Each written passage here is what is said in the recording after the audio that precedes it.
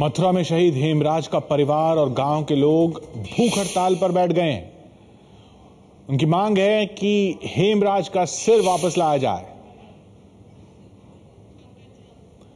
हमारे साथ जुड़ रहे हैं एबीपी संवाददाता पंकज झा।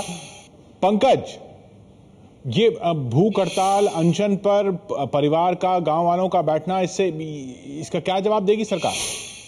सरकार के लिए बहुत अग्नि परीक्षा का वक्त जैसे आ गया है किशोर। और ये तो जिस दिन उनका अंतिम संस्कार हो रहा था शहीद हेमराज का, उस दिन ही उनके घर वालों ने ये मांग रखी थी, क्योंकि जो ताबूत आया था उसे खोला नहीं गया था और मां का यही कहना था कि मैं अपने बेटे का मुंह देखना चाहती हूँ, उसके बाद ही अंतिम संस्कार हो। खैर उस वक्त तो हो गया, लेकिन उसके बाद जिस तरीके से यूपी सरकार ने बेरुखी दिखाई कि उनके अंतिम संस्कार में कोई नहीं पहुंचा सरकार की तरफ से, बिल्कुल बेरुखी दिखाई, उसके बाद से उनकी जो पीड़ा है वो और बढ़ गई है। और आज माँ और बेटी, हेमराज की पत्नी और हेमराज की मां, दोनों घर के अंदर में, उनके भाई जो है घर के बाहर अनशन पर बैठ गए। और कहीं ना कहीं ये केंद्र सरकार और यूपी सरकार दोनों के लिए एक बहुत मुश्किल की घड़ी है, जिस तरीके से शहीद का परिवार इस तरीके से अनशन पर बैठा है।